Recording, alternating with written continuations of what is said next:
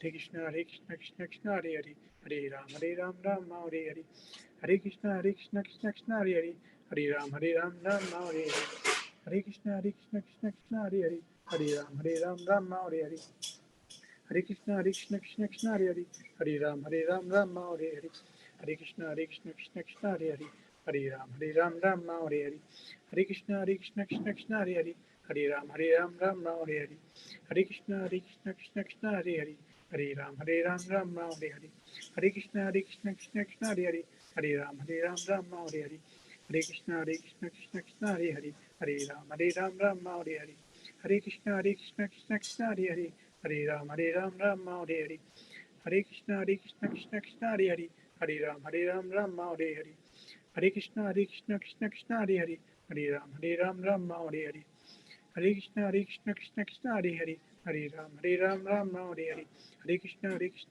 Krishna Hare Hare, Hare Ram Ram Hare Hare, Hare Krishna Krishna Krishna Hare Hare, Hare Ram Ram Hare Hare, Hare Krishna Krishna Hare Hare, Hare Ram Ram Hare Hare, Hare Krishna Krishna Hare Hare, Hare Ram Ram Hare Hare, Hare Krishna Krishna Hare Hare, Hare Ram Ram Hare Hare, Hare Krishna Krishna Hare Hare, Hare Ram Ram Hare Hare, Hare Krishna Krishna Hare Hare, Hare Ram Ram Hare Hare, Hare Krishna Krishna Hare Hare, Hare Ram Ram Hare Hare, Hare Krishna Krishna Hare Hare, Hare Ram Ram Hare Hare, Hare Krishna Krishna Hare Hare, Hare Ram Ram Hare Hare, Hare Krishna Krishna Hare Hare, Hare Ram Ram Hare Hare, Hare Krishna Krishna Hare Hare, Hare Ram Ram Hare Hare, Hare Krishna Krishna Hare Hare, Hare Ram Ram Hare Hare,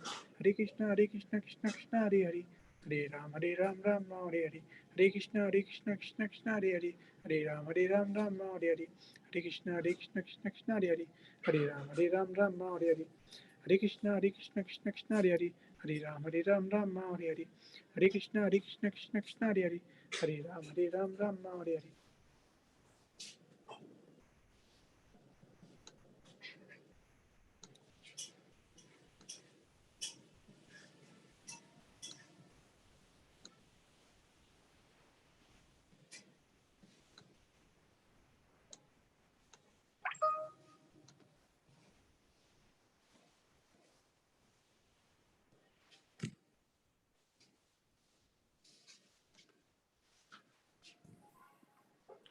हरे कृष्णा, बहुत बहुत धन्यवाद वैभव प्रभु जी,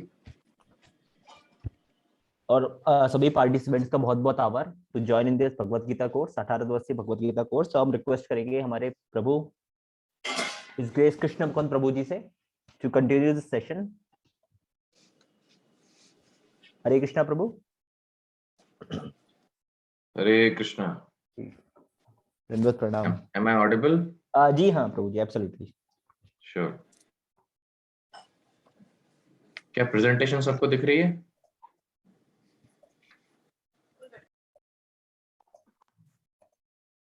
PPT सबको दिख रही है ना? जी हाँ प्रभु। Okay, तो हम मंगलाचरण से प्रारंभ करेंगे। ओम अज्ञानतिमिरन्धस्य ज्ञानाञ्जनशलाकया चक्षुरुन्मिलितं येन तस्मै श्रीगुरुवे नमः। नमः विष्णुपादाय कृष्णपृष्ठाय भूतले श्रीमते भक्तिवेदान्त स्वामिनिति नामिने। नमस्ते सरस्वते देवे गौरवाणी प्रचारिणे निर्विशेष शून्यवादी पाश्चात्य देशतारिणे। जय श्री कृष्ण चैतन्य प्रभु नित्यानंद श्री अद्वैत गदाधर श्रीवासादि गौर भक्त वृंद। हरे कृष्ण कृष्ण कृष्ण हरे हरे, हरे राम राम राम हरे हरे। हरे कृष्णा। आप सभी लोगों का बहुत बहुत धन्यवाद भगवद गीता के 18 सत्र के कोर्स को ज्वाइन करने के लिए, विशेष रूप से आज तक अटेंड करने के लिए। विशेष धन्यवाद हमारे आयोजकों का, हरे कृष्णा गुना केंद्र के सब भक्तों का। कल हमने 14वें अध्याय में बहुत ही महत्वपूर्ण विषय पर चर्चा की थी, है ना। प्रकृति के 3 गुण जो कि हम व्यवहारिक रूप से भी हमें पालन करना सीखना चाहिए। आज हम भगवत गीता के 15वें अध्याय पर चर्चा करेंगे, जिसका शीर्षक है पुरुषोत्तम योग। तो कल के अध्याय में हमने देखा था कि 3 गुण किस प्रकार एक जीवात्मा को इस जगत में बांध के रखते हैं। हमने क्या चर्चा की थी कि सतोगुण क्या होता है, रजोगुण क्या होता है, तमोगुण क्या होता है, किस प्रकार किस गुण के कौन से लक्षण हैं। अगर आपको याद हो तो अगर आप स्मरण करें, सतोगुण का लक्षण है सुख और ज्ञान, रजोगुण का लक्षण है संग और तृष्णा, तमोगुण का लक्षण है निद्रा, आलस्य, प्रमाद। तो ट्रैप एक्रोनियम से हमने कल बहुत विशेष चर्चा की थी। 3 गुण, प्रधानता के लिए स्पर्धा, गुणों के अंतर्गत कर्म और पवित्र जीवन।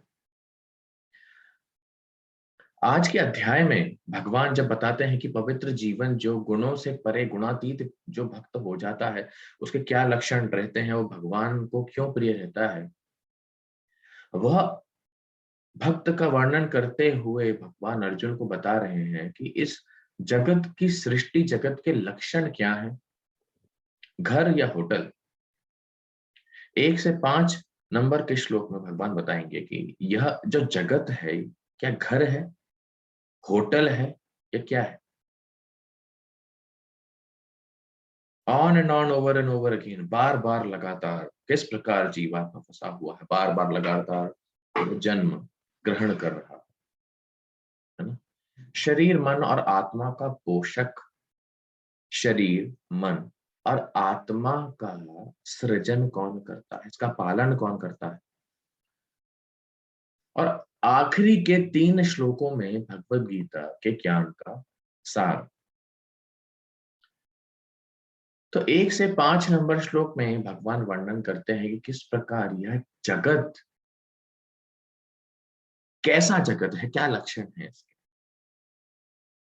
भगवान पहले ही बता चुके हैं कि आध्यात्मिक जगत जो है, भौतिक जगत होता है, आध्यात्मिक जगत होता है। अभी आध्यात्मिक जगत है ना, क्योंकि अगर आपको याद करें आप लोग, तो हमने भगवत गीता के 7वें अध्याय में यह देखा था, 7वें नहीं 8वें अध्याय में भगवान बता रहे थे कि किस प्रकार ये जगत जो है दुखालयम अशाश्वतम है। ये हमने चर्चा की थी। और भगवान क्या बता रहे थे कि जो महात्मा श्रेणी के भक्त जो हैं, वो इससे ऊपर उठते हैं, समसिद्धिम परमाम गताः, भगवत धाम जाते हैं। ब्रह्म ज्योति पे कल हमने चर्चा की किस प्रकार भगवान श्री कृष्ण ही ब्राह्मण के आधार है। आज भगवान आध्यात्मिक जगत और भौतिक जगत के बीच का भेद बता रहे हैं। पहले श्लोक में भगवान कहते हैं ऊर्ध्व मूल अधः शाखा अश्वत्थम प्राहुरव्ययम। इस जगत को कैसा बता रहे हैं, ऊर्ध्व मूल, ऊर्ध्व मूल मतलब जड़ जिसकी ऊपर की तरफ है और जिसकी टहनियां, पत्ते, फूल नीचे की तरफ हैं। जैसा कि आप इस चित्र में देख सकते हैं, हम असली पेड़ को देखते हैं तो उसकी जड़ नीचे है, फूल पत्ती ऊपर है ना। सब देख पा रहे हैं ना इस चित्र में। लेकिन अगर आप इसकी परछाई में देखेंगे, जलाशय के भीतर इसकी परछाई में अगर आप देखें तो आपको पेड़ उल्टा दिख रहा है या ना। क्या आप देख पा रहे हैं कि जड़ ऊपर की तरफ है, पत्ते नीचे की तरफ है। इसी प्रकार आध्यात्मिक जगत में जो भी है, भौतिक जगत में आध्यात्मिक जगत का प्रतिबिंब है। तो क्या प्रतिबिंब में हमें संतुष्टि मिल सकती है? क्या हमें, अगर आप आम की परछाई पानी में देख रहे हैं तो क्या आप पानी से आम का जूस निकाल सकते हैं? कदापि नहीं। इसीलिए हमारा भौतिक शरीर भी आध्यात्मिक शरीर की का ही प्रतिबिंब है। आध्यात्मिक शरीर होता है सच्चिदानंद,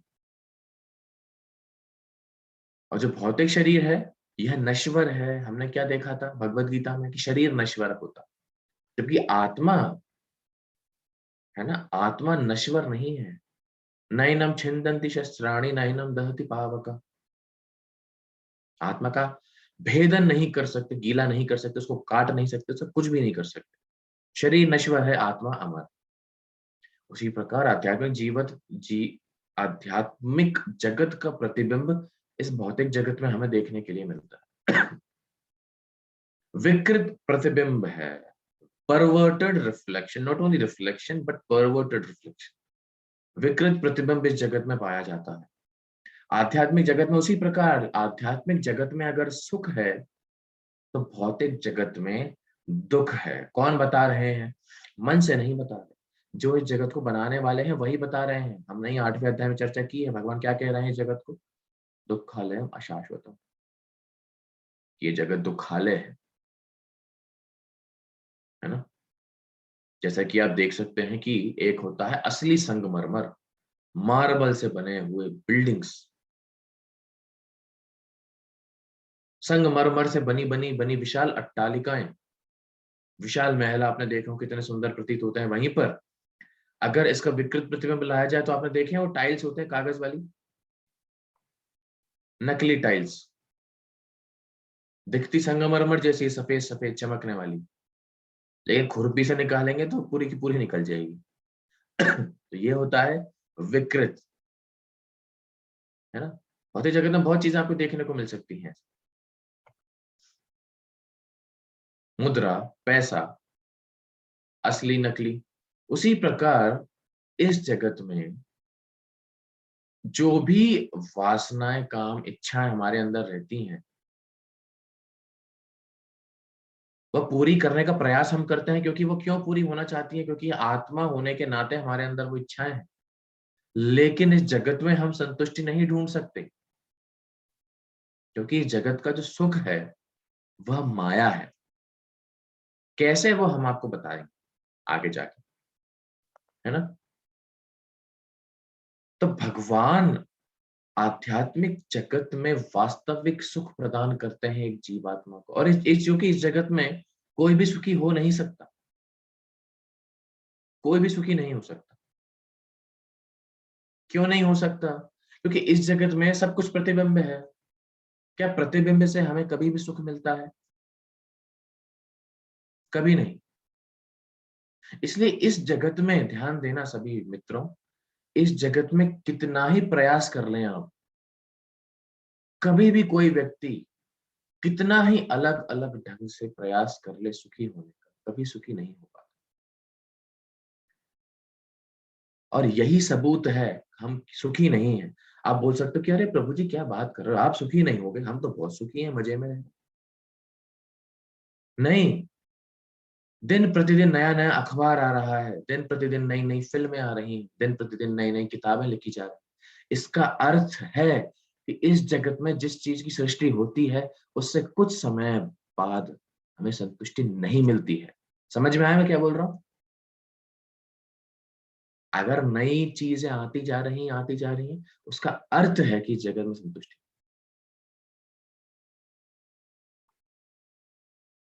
है ना। उसके लिए मैं आपको एक वीडियो दिखाता हूं, वीडियो देख के आपको काफी मजा आएगा। जस्ट अ सेकेंड, एक एनिमेशन वीडियो आपको दिखाते हैं। आवाज आए तो थम्स अप दिखा देना।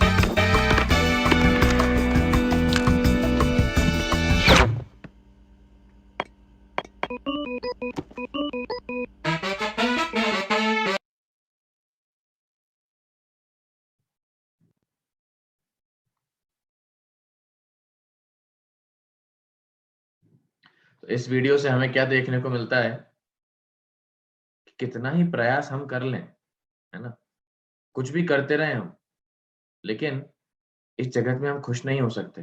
क्यों? भगवान ने, देखिए, गीता में इस चीज का ज्ञान दिया है। क्या ज्ञान दिया? कि कोई भी वस्तु रहेगी, अशाश्वत रहेगी हमेशा। ज्यादा समय तक हम उससे भोग नहीं कर सकते, कभी भी हम ज्यादा समय से उस पर भोग नहीं कर सकते। कोई भी वस्तु इस जगत में, कुछ भी ले लीजिए आप, फिल्में, गाने, नाच गाने, खाना, दोस्त, यार, अगर चलो आनंद मिल भी रहा है, ध्यान दीजिए, बहुत इंपॉर्टेंट कॉन्सेप्ट है, अगर आनंद हमें मिल भी रहा है तो भी अशाश्वत है। कुछ समय बाद या तो वो नहीं रहेंगे या हम नहीं रहेंगे। हम क्यों आकर्षित होते हैं इस जगत से? अलग अलग प्रकार की वस्तुएं देखकर, है ना। सुंदर आकर्षक स्त्री या सुंदर आकर्षक पुरुष देख लिया तो हम आकर्षित होते हैं, लेकिन समझना चाहिए कि हमें पूर्ण आनंद चाहिए, हमें हमेशा आनंद चाहिए। क्या कभी कोई ऐसा व्यक्ति, देखिए, आपसे पूछता हूँ, कमेंट बॉक्स में जाके 5 सेकंड में अपना जवाब दीजिएगा, क्या आप चाहते हैं कि आपको ऐसा आनंद मिले जो खत्म हो जाए? बताइए, हाँ या ना में जवाब दीजिए, यस और नो में जवाब दीजिए कमेंट बॉक्स में जाके। क्या आप में से कोई भी ऐसा चाहता है कि आपको किसी चीज से आनंद मिल रहा हो और वो खत्म हो जाए? हम में से कोई भी ऐसा नहीं चाहता। लेकिन अब एक बात पते वाली है कि हमें जो भी इस जगत से मिलता है वह नश्वर मिलता है कि नहीं? जब हमें पता है कि इस जगत में हर चीज बदल जाती है, तो हमारा वो नित्य आनंद पाने की जो लालसा है वो कहाँ से आ रही है? वो आ रही है क्योंकि आत्मा हमेशा नित्य आनंद में रहती है। इसलिए इस जगत का सौंदर्य अगर आप देखें, कितना ही सुंदर व्यक्ति हो, कुछ समय के बाद उनकी उनका जो सौंदर्य रहता है फीका पड़ जाता है, क्षीण होने लगता है, खत्म हो जाता है। मैं आपको एक और वीडियो इसके लिए दिखाता हूं।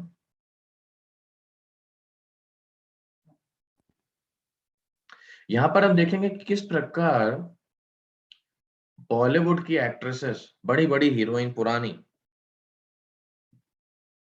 उस समय बहुत चर्चित हुआ करती थी, बहुत बहुत अपरंपार सौंदर्य धारण करने वाली हुआ करती थी। पूरा देश में, पूरे देश में मशहूर होने वाली अभिनेत्रियां, अब इनकी हालत आप देखिए, उम्र हो जाने के बाद किस प्रकार ये दिखती है।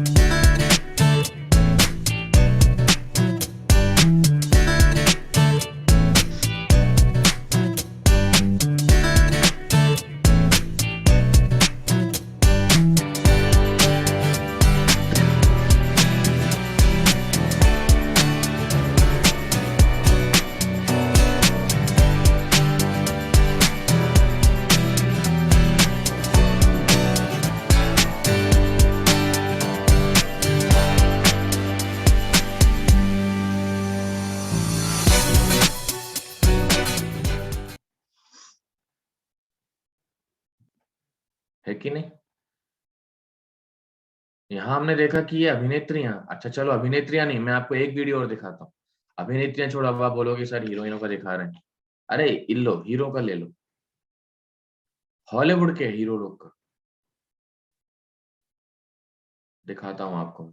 देखते रहिए, स्टे ट्यून्ड, हमारे साथ बने रहिए नई नई खबरें जानने के लिए। ये देखिए,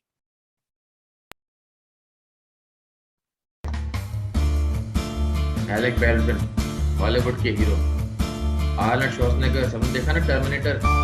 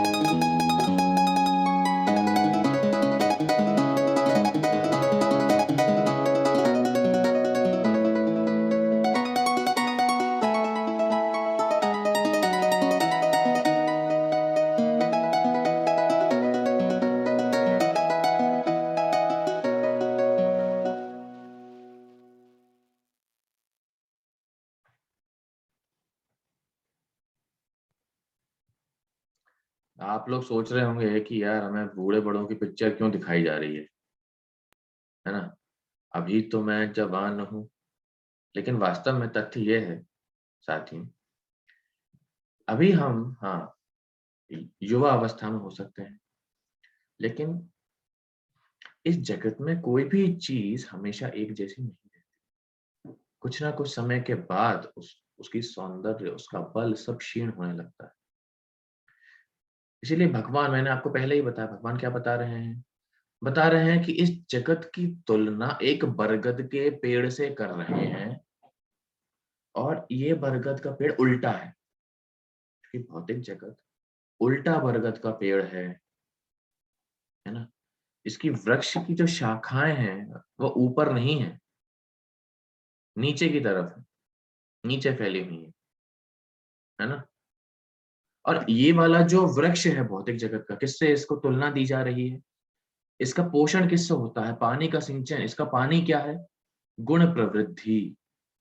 अपने अपने गुण के अनुसार इसकी वृद्धि होगी। इसकी टहनियां कौन सी हैं? टहनियां कौन सी हैं? ब्रांचेस। इस वृक्ष की टहनियां कौन सी हैं? इंद्रिय विषय वस्तु इस वृक्ष की टहनियां है कि नहीं? और इस वृक्ष की जड़ें नीचे की ओर भी जाती हैं, ऊपर भी है, नीचे भी है। क्या है? कर्म का बंधन।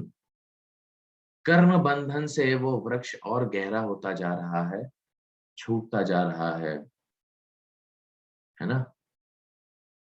इसलिए भगवान अर्जुन को कह रहे हैं कि हे अर्जुन, जो गुणों का ज्ञान मैंने तुमको 14वें अध्याय में दिया, उसे याद रखना। और ये जो वृक्ष है भौतिक जगत का, बरगद के समान, इससे भ्रमित मत हो। भ्रमित मत हो इससे। क्या करो? असंग शस्त्रेण दृढ़ेन छित्त्वा। असंग शस्त्रेण, असंग मतलब संग, मतलब कल हमने पढ़ा रजोगुण का लक्षण है संग, आसक्ति। रजोगुण की जो आसक्ति है वो ऐसी आसक्ति है जो आ सकती है लेकिन जा नहीं सकती, उसको बोलते हैं आसक्ति। अनासक्ति, असंग, अनासक्ति वाले शस्त्र से, जैसे पेड़ का ऐसे काटते हैं हम, पेड़ में एक कुल्हाड़ी मारेंगे, पेड़ टूट जाता है, टहनियां टूट जाती है। तो ये वाले पेड़ को हम कैसे काट सकते हैं? अनासक्ति के शस्त्र से, ज्ञान के शस्त्र से। असंग शस्त्रेण, शस्त्र से इस बरगद के पेड़ को काटा जा सकता है। कैसे? दृढ़ेन छित्त्वा। दृढ़ पूर्वक अगर हम भक्ति का पालन करेंगे तो ये बरगद का पेड़ हम तोड़ सकते हैं। दृढ़ पूर्वक पालन करने में क्या आता है, कैसे करना होता है, क्या गुण होते हैं, वो भगवान अगले श्लोक में बता रहे हैं कि किस प्रकार पद्धति से शरणागति हमें प्राप्त करनी होती है और उससे क्या होगा। बहुत महत्वपूर्ण। मैंने ये जो वृत्तांत है आपको ज्यादा इसलिए समझाया क्योंकि ये जानना जरूरी है कि इस जगत में सुख प्राप्ति नहीं हो सकती। इसलिए भगवान शरणागति की पद्धति समझा रहे हैं, किस प्रकार शरणागति भगवान को करना चाहिए, उससे मिलता क्या है? क्या मिलता है? निर्माण मोह जित संग दोष। निर्माण, ऐसा व्यक्ति निर्माण होना चाहिए, मान की अपेक्षा नहीं करना चाहिए। निर्माण मोह, मोह जित, मोह को जीत लिया है जिसने, जो मोह से परे है। संग दोष, संग के जो दोष हैं जो कल हमने पढ़े थे उससे वो व्यक्ति परे। अध्यात्म नित्य, नित्य आध्यात्मिक सेवाओं में लगा हुआ है। विनिवृत्त काम, काम वासनाओं से वृत्त, निवृत्त। द्वंद्वैर्विमुक्ता, द्वंद्व से विमुक्त है। जगत में द्वंद्व है, सुख दुख, शुभ लाभ, सर्दी गर्मी, प्रेम और नफरत, घृणा। द्वंद्वैर्विमुक्ता सुख दुख संज्ञै, सुख दुख में एक समान होने वाला। गच्छन्त्यमूढ़ा, ऐसा परम बुद्धिमान व्यक्ति कहाँ जाता है? गच्छन्ति, कहाँ गच्छन्ति? पदम अव्ययम तत्, मेरे चरण कमलों को प्राप्त करेगा, जो कि अव्यय है, खर्च नहीं होने वाला। कुल मिला के मेरे भगवत धाम में जाएगा, मेरे पास आएगा, भगवान के धाम को प्रवास करेगा। और भगवान का धाम कैसा है? भगवान का धाम कैसा है? भगवान बता रहे हैं, क्या बता रहे हैं? न तद्भासयते सूर्यो, वहां पर सूर्य प्रकाश नहीं देता, ना शशांको न पावकाः, न चंद्रमा की रोशनी की जरूरत पड़ती है। और कैसा है वो जगत? कैसा है? यद गत्वा न निवर्तन्ते, अगर वहां कोई बद्ध जीव भक्ति के माध्यम से पहुंच जाता है भगवान के भगवत धाम, तद्धाम परमम मम, वहां जाता है, फिर वही कोई व्यक्ति वापस नहीं आता। तद्धाम परमम मम, है कि नहीं? अभी आप बोलोगे सर आध्यात्मिक जगत थोड़ा होता, आप तो कुछ भी पप्पू बना रहे हो हमको, आप कैसे बोल सकते हो आध्यात्मिक जगत है? बड़े साधारण से उदाहरण से समझ सकते हैं। हम हमेशा नित्य सुखी रहना चाहते हैं, नित्य जीवित रहना चाहते हैं, समझ में है कि नहीं? सब हम नित्य सुखी रहना चाहते हैं, नित्य जीवित रहना चाहते हैं। तो क्या इस जगत में हम ऐसा रह सकते हैं? नहीं, नहीं रह सकते। तो इच्छाएं कहां से आ रही हैं? इच्छाएं आ रही हैं, इसका मतलब कि कहीं ना कहीं ऐसा होता होगा, तभी तो इच्छाएं हो रही हैं। समझ में आ रहा है मैं क्या बोल रहा हूँ? समझ में आ रहा है क्या? जैसे कि मैं मान लो ये फोन है ना, क्या ये टैबलेट है? क्या ये सैमसंग का टैबलेट है? हाँ या ना? हाँ या ना? क्या ये सैमसंग का टैबलेट है ना? जाहिर सी बात है, नहीं। सबका उत्तर यहाँ क्या आ रहा है? नहीं, है ना? ये सैमसंग का टैबलेट नहीं है। लेकिन भक्तों ध्यान दो, ये सैमसंग का टैबलेट नहीं, लेकिन क्या सैमसंग का टैबलेट होता है? होता है कि नहीं? हाँ, होता है, तभी तो मेरे मस्तिष्क में उसका ख्याल आया, उसका विचार आया। इस मोबाइल को हम सैमसंग का टैबलेट नहीं कह सकते, लेकिन सैमसंग का टैबलेट वास्तव में होता है। उसी प्रकार इस जगत में हम सुख खोज रहे हैं, हमें नहीं मिल रहा है, लेकिन हम खोज रहे हैं। इसी से प्रूफ होता है कि वह सुख कहीं ना कहीं है। कहाँ है? भगवद गीता में भगवान उसका ज्ञान दे, आध्यात्मिक जगत में। आदमी आ रहा तो देख रहे है ना?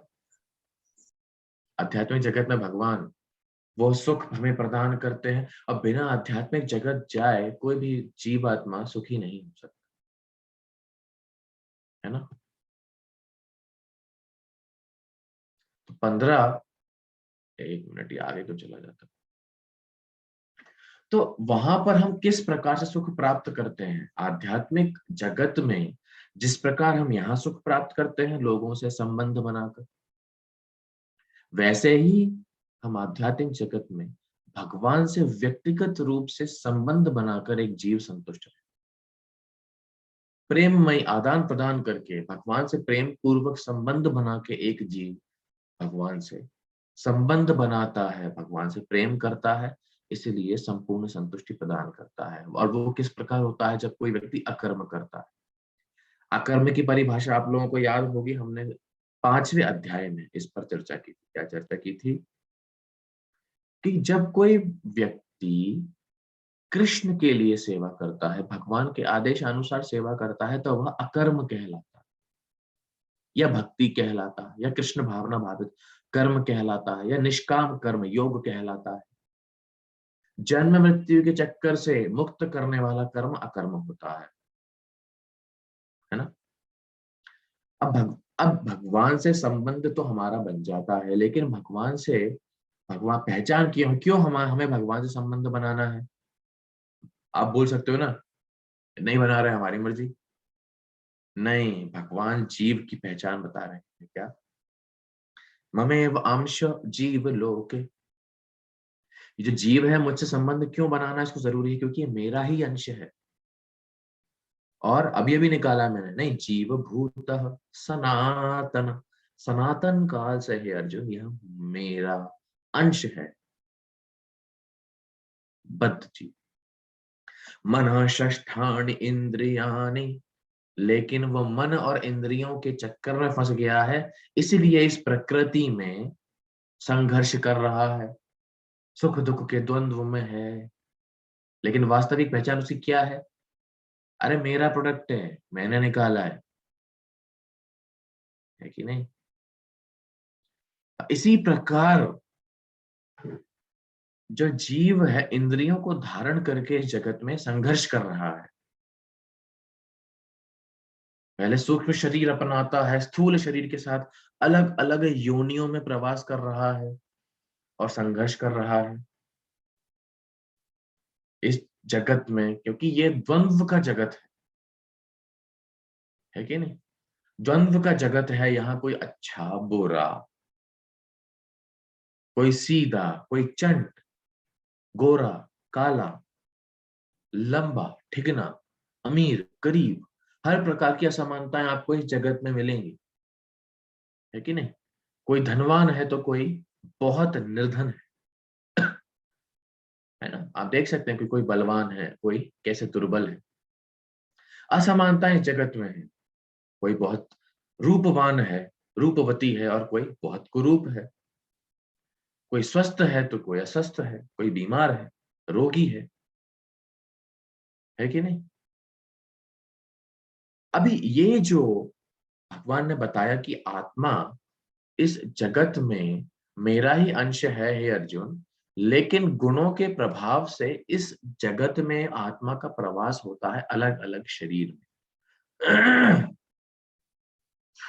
है ना? अलग अलग शरीर वो प्राप्त करते हैं अपने कर्म के अनुसार अर्जुन। और क्या ये सब लोग देख सकते हैं?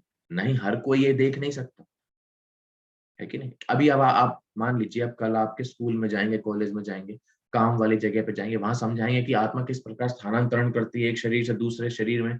कोई आपकी बातें समझेगा? बोलेंगे अबे क्या सीख के आ गया, कहाँ से सीख के आ गया ये सब, ये तो नया ही ज्ञान पेल रहा है तुम, इधर से आया भैया, आजकल शाम किसके साथ बता रहे हो? लेकिन ज्ञान के चक्षु विकसित करने के उपरांत ही आप समझ पाएंगे कि आत्मा कर्म के अनुसार और गुणों में बंधकर किस प्रकार शरीर बदल रही है। आत्मा किस प्रकार शरीर बदल रही है, विभिन्न शरीरों में जा रही है, स्थानांतरित हो रही है। भगवान क्या बता रहे हैं? विमूढ़ा नानुपश्यन्ति, जो मूर्ख होगा, बेवकूफ गधा, उसे समझ में नहीं आएगा। वो बोलेगा अबे क्या पिक्चर विक्चर देखा कर दारू पीने चलते हैं, कहाँ लगा ये सब आत्मा आत्मा के चक्कर में। नहीं, क्योंकि वो विमूढ़ है, मूर्ख है, वो देख नहीं पा रहा है। कौन देख पाएगा? हर कोई नहीं। पश्यन्ति ज्ञान चक्षुषः, ज्ञान चक्षु जिसने विकसित करे हैं वह देख पाता है। और ऐसे लोग कौन होते हैं? यतन्तो योगी नश्चैनम पश्यन्त्यात्मन्यवस्थितम्, वह देख पाते हैं कि आत्मा किस प्रकार शरीर में स्थित है और भगवान की भक्ति करने पर किस प्रकार एक जीव भगवत धाम को लौट सकता है। अब भगवान फिर आगे बता रहे हैं कि इस भौतिक जगत में क्या क्या घटनाएं होती हैं और भगवान किस प्रकार उसके कारण है कि नहीं? क्योंकि इस भौतिक जगत में कुछ भी हो रहा है, हमने ये पहले भी चर्चा करी है 10वें अध्याय, कि भगवान किस प्रकार उसके कारण है कि नहीं? भगवान यहाँ बता रहे हैं कि मैं किस प्रकार हर चीज का कारण हूं। सूर्य की प्रभा मैं हूं, भगवान ने बताया पहले, सूर्य की प्रभा मैं हूं, हमने 7वें अध्याय में चर्चा की। चांद की रोशनी मैं हूं, और हर प्रकार का जो स्रोत है किसी भी चीज का, जैसे ऊर्जा और रोशनी, प्रकाश का स्रोत कौन है? सूर्य। तो भगवान ऐसे स्रोत के भी स्रोत हैं, चंद्र के भी स्रोत हैं, हर चीज का मैं स्रोत हूं भगवान, है ना? प्रत्येक लोक में मैं प्रवेश करता हूं। इस सौर मंडल में इतने सारे ग्रह अपनी कक्षा में घूम रहे हैं, भगवान की शक्ति से घूम रहे हैं। कभी देखा है ऐसा आया है? नासा वाले हमेशा बोलते हैं कि एस्टेरॉयड आने वाला है, उल्का पिंड गिरने वाला है, बस अभी 5 घंटे के अंदर गिरेगा, धरती खत्म हो जाएगी। कभी नहीं गिरती। कभी ऐसा सुना है कि धरती और शुक्र ग्रह टकरा गए, ट्रैफिक जाम हो गया था भाई साहब, पेट्रोल खत्म हो गया था, दोनों ग्रह आपस में टकरा गए? क्योंकि भगवान व्यक्तिगत रूप से इन लोकों में प्रवेश करते हैं, शक्ति प्रदान करते हैं, इसलिए कभी भी दुर्घटना नहीं होती। सूर्य के स्रोत भगवान है, सूर्य के माध्यम से ऊर्जा, उष्णता और प्रकाश भगवान प्रदान करते हैं।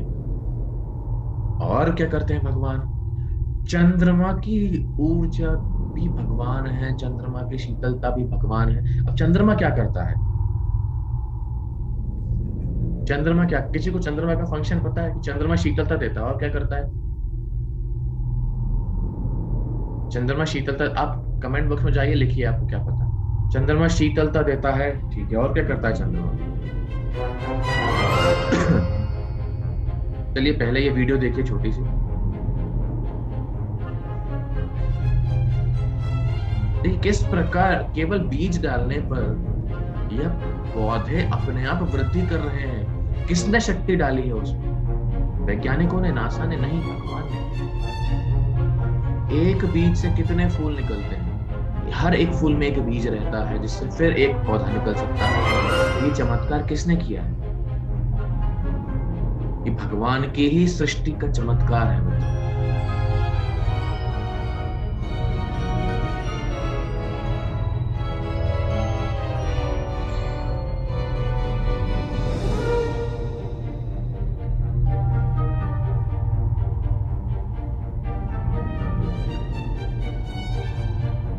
हमारे आजू बाजू, हमारे आसपास, हमारे निकट में हम देखेंगे तो किस प्रकार सृष्टि के विभिन्न चमत्कार हैं जो भगवान ने प्रयोजित किए हैं,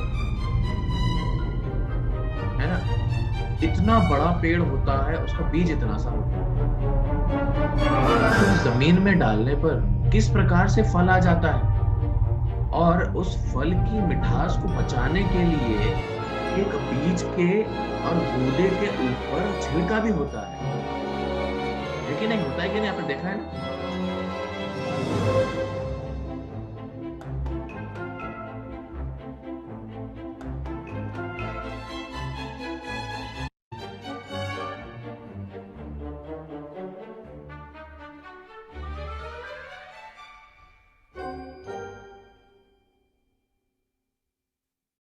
है कि नहीं?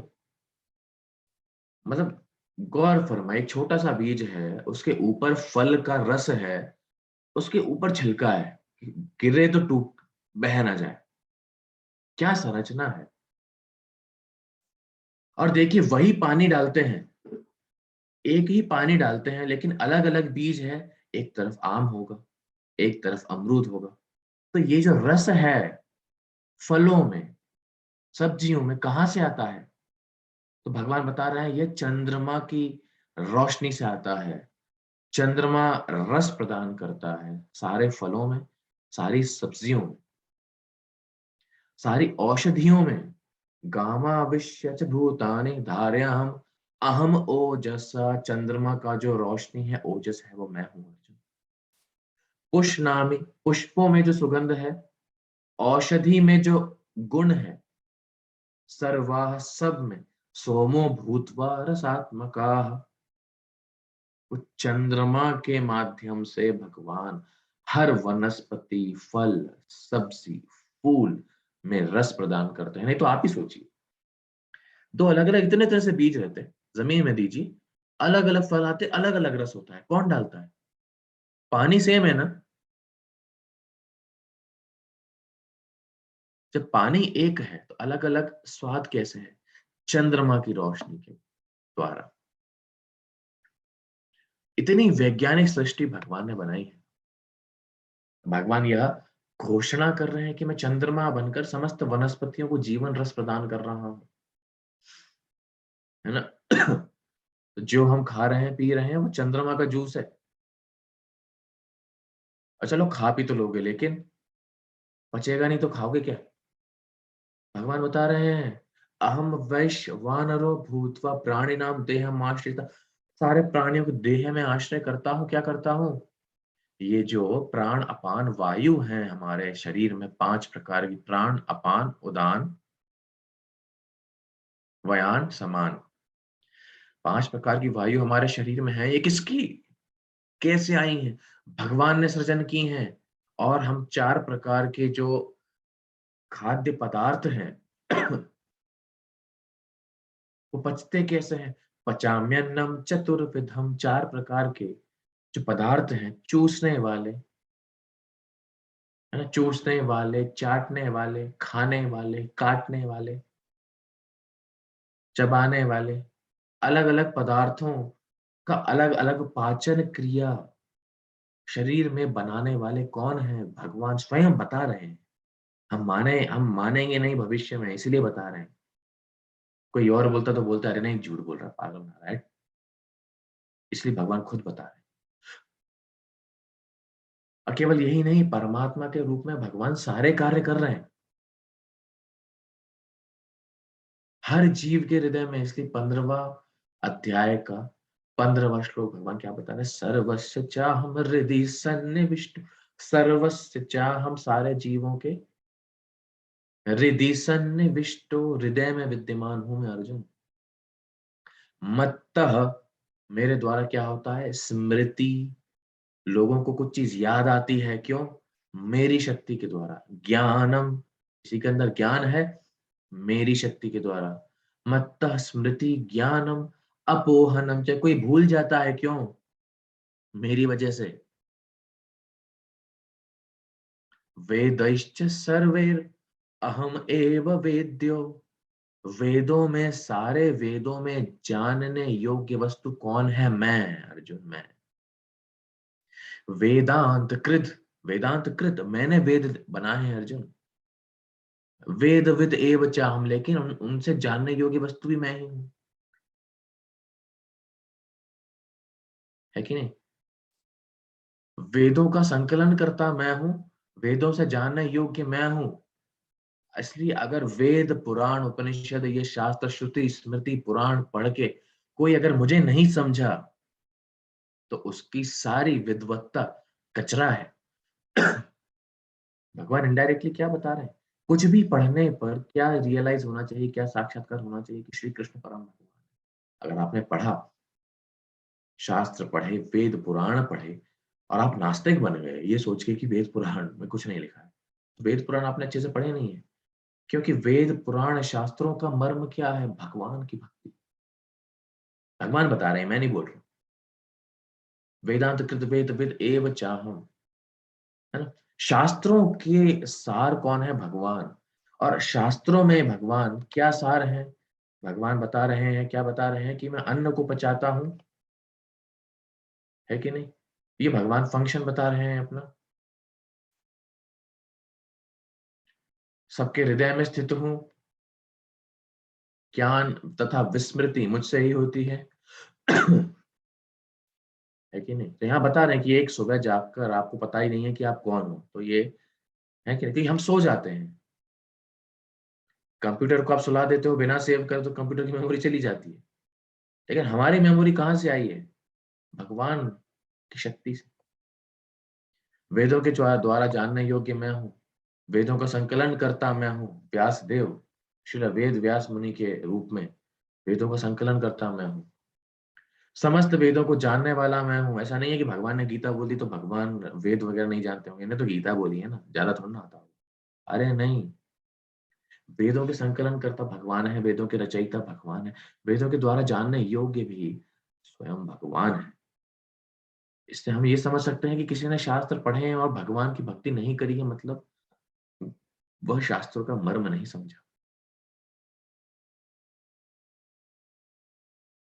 बहुत लोग आते हैं कि मैंने ये पुराण पढ़ा है, मैंने वो पुराण पढ़ा है, मैंने भगवत गीता पढ़ी है। ऐसे भी लोग हैं, आप विश्वास नहीं करेंगे, कि भगवत गीता पढ़ी है और भगवान को भगवान नहीं मानते, भगवान को महापुरुष कहते।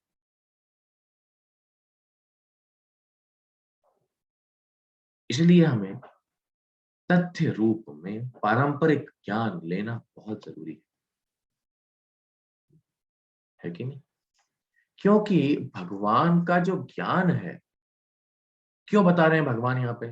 पहले ही बता चुके हैं ना कि मैं भगवान हूं, लेकिन बता रहे हैं कि केवल वेद पढ़ने से कोई व्यक्ति भटके ना। इसीलिए हर चीज में भौतिक जगत के बंधन से मुक्त होने के लिए भगवान की भक्ति करना अति आवश्यक है।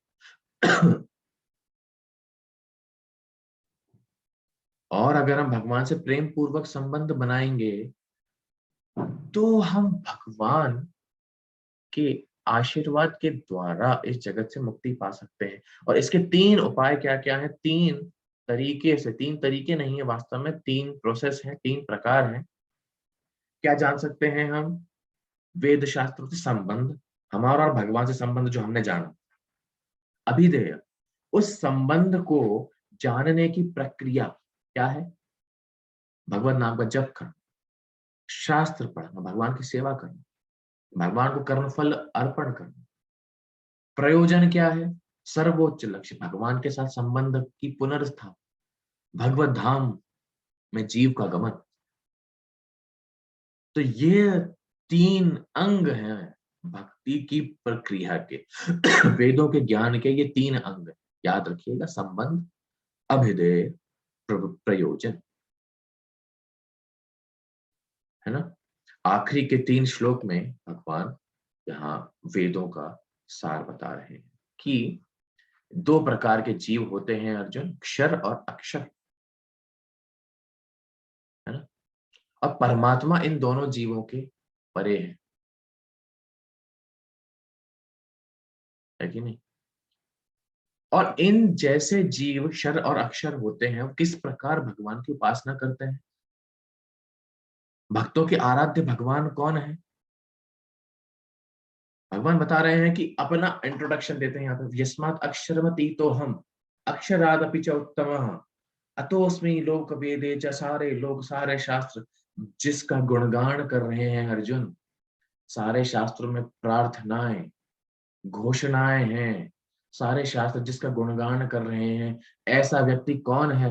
प्रतितः पुरुषोत्तमा, पुरुषों में, सारे जीवों में उत्तम पुरुष, वो पुरुष में।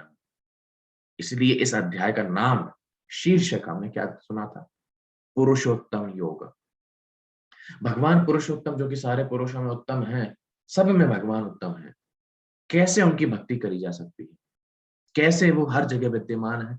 क्या उनकी शक्ति है? हमने देखा चंद्रमा और सूर्य के माध्यम से, है ना? है कि नहीं? तो भगवान पुरुषोत्तम का स्वभाव है कि वो अच्युत है। भगवान का एक नाम है अच्युत। अच्युत मतलब वो अपने पद से भ्रमित नहीं होते हैं, अपनी स्थिति से भ्रमित नहीं होते हैं। अगर हम भगवान की सेवा करेंगे तो हम भी अच्युत स्थिति में आ जाएंगे, है ना? और आध्यात्मिक जगत में प्रत्येक जीव जो है भगवान की सेवा कर रहा है, आनंद में है, इसलिए अच्युत कहलाता है। क्योंकि आध्यात्मिक जगत में अगर जीव पहुंच जाता है तो वह आध्यात्मिक शरीर में होता है, जिसका कभी नाश नहीं होता। भौतिक शरीर का नाश होता है, आध्यात्मिक शरीर का नहीं होता, है ना? तीनों लोकों में प्रवेश करके इसी प्रकार यहाँ पे छोटी छोटी शिक्षाएं यहाँ पे बताई जा रही हैं इस अध्याय की, जो कि मैं पहले ही आप लोगों को, भगवान प्रवेश करते हैं इस संसार के वस्तुओं में और उनका पालन कर रहे हैं, क्योंकि भगवान च्युत और अच्युत दोनों से परे हैं। इसीलिए भगवान को कहा जाता है क्या? पुरुषोत्तम, क्योंकि वो सब में सर्वश्रेष्ठ है। He is the best of the best. हम बेस्ट नहीं है। बेस्ट कौन है संसार में? केवल भगवान। इसलिए वो क्या कहा जाता है? नरोत्तम, पुरुषोत्तम, है कि नहीं? इसी प्रकार भगवान की अनेक अनेक महिमाएं हैं। और जो भगवान को इस रूप में समझता है, पुरुषोत्तम भगवान के रूप में जानता है, वह ऐसा व्यक्ति है, यह पश्यति सपश्यति, वह व्यक्ति ज्ञान चक्षु के माध्यम से जब देखता है, वह वास्तव में असली दृष्टि पाने वाला व्यक्ति है। वह व्यक्ति है जिसके पास वास्तविक दिव्य ज्ञान है, वह नहीं जो कि शास्त्र का ज्ञाता है लेकिन भगवान की भक्ति नहीं। यह भगवान इस अध्याय के माध्यम में, इस अध्याय के माध्यम से सारांश रूप में बता रहे हैं। क्योंकि वो व्यक्ति मेरी भक्ति में रत रहता है, इसलिए सर्वश्रेष्ठ है। इसलिए अर्जुन से कह रहे हैं कि तुम ऐसे पुरुषोत्तम की भक्ति करो। है ना? तो भगवान अब क्या बताते हैं, क्या बता रहे हैं यहाँ पे कि पुरुषोत्तम को जान लोगे, भक्ति करोगे, ठीक है, उससे क्या होगा? यो मामेव सम्मूढ़ जानाति पुरुषोत्तम माम एव असम्मूढ़। ऐसा बुद्धिमान व्यक्ति जो पुरुषोत्तम को जानता है, सह सर्वविद भजति, वो सब कुछ जानता है अर्जुन। माम सर्व भावेन भारत, वह सब कुछ समझता है। और यह जो ज्ञान, पुरुषोत्तम योग, पुरुषोत्तम भगवान को शरणागति करने का ज्ञान अगर कोई सुनता है तो क्या होता है? इति गुह्यतमं शास्त्रम इदम उक्तम मया नघ। कोई अगर यह शास्त्र से सुनता है तो एतम बुद्ध्वा बुद्धिमानस्य, वह व्यक्ति संपूर्ण रूप से बुद्धिमान है, प्रगाढ़ बुद्धि वाला जीव है। स्यात्कृत कृतश्च भारत, उसके कर्म दिव्य होते हैं और वह संपूर्ण रूप से बुद्धिमान है, श्रेष्ठ बुद्धि का प्राणी जो भगवान पुरुषोत्तम की भक्ति करता है। भगवान बताया कि वो मैं ही हूं, मेरी, है ना? तो आज हमने पुनरावृत्ति में क्या जाना कि क्या ये भौतिक जगत शाश्वत है, रुकने की जगह है? नहीं। बार बार लगातार भगवान क्या बता रहे हैं इस जगत के बारे में कि वो किस प्रकार हर जगह विद्यमान है, शरीर मन और आत्मा का पोषण भगवान किस प्रकार से कर रहे हैं, और आखिरी के 5 श्लोकों में किस प्रकार भगवत भक्ति का सार है, भगवान पुरुषोत्तम की भक्ति करने का अंग है, और अंत में फलश्रुति जो ये सुनता है उसको जीवन में क्या लाभ मिलते हैं।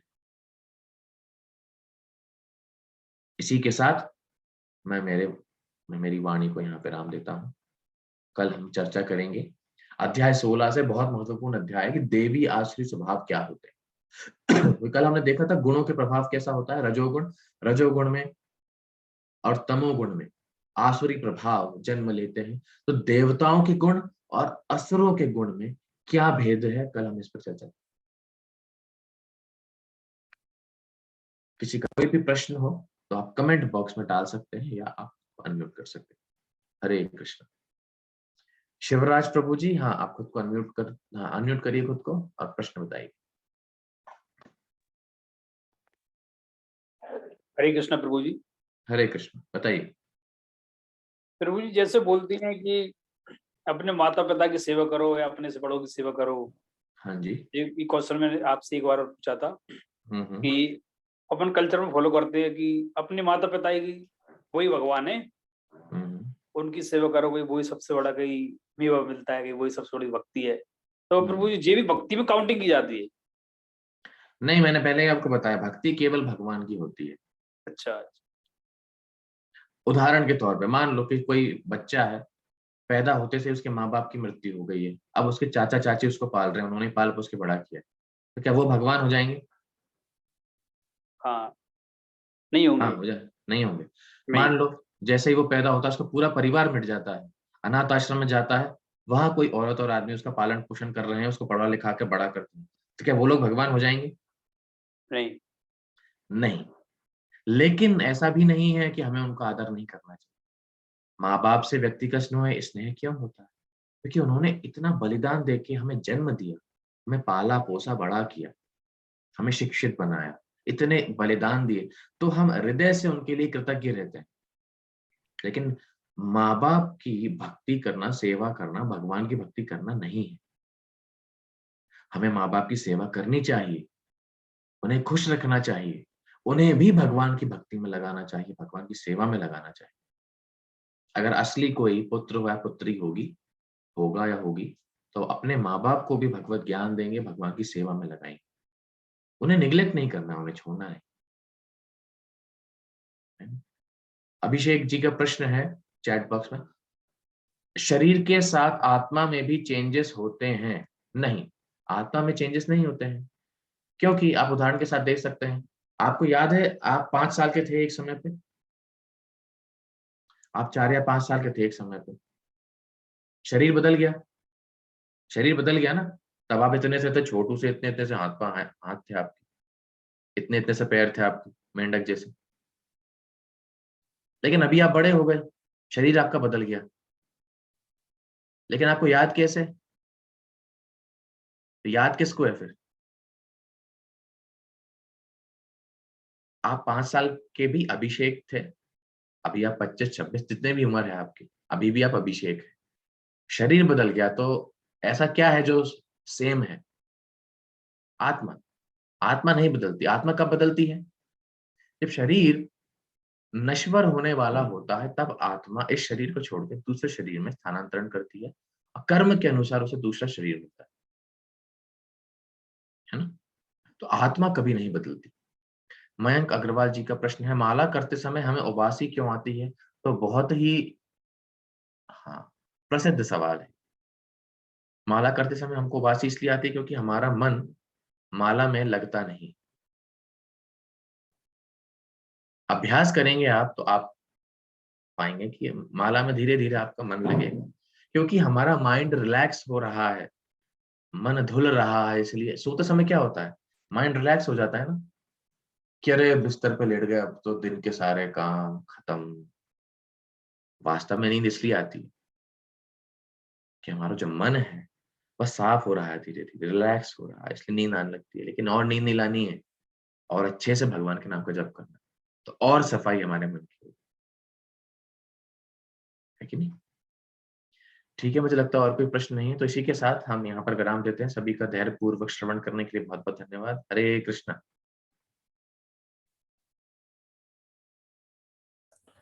हरे कृष्णा प्रभु, बहुत बहुत धन्यवाद for delivering this wonderful discourse. और अब हम प्रार्थना करते हैं हमारे सभी पार्टिसिपेंट से जो काइंडली अटेंड द क्विज, जो आपके व्हाट्सएप ग्रुप पे इसकी लिंक प्रोवाइड की गई है। उसके साथ साथ में आज के लेक्चर के नोट्स भी वहाँ पे अवेलेबल हो जाएंगे। तो आप सबसे निवेदन है कि कृपया क्विज अटेंड करने से पहले एक बार सारे नोट्स को एक बार गो थ्रू करिएगा आप। हरे कृष्णा।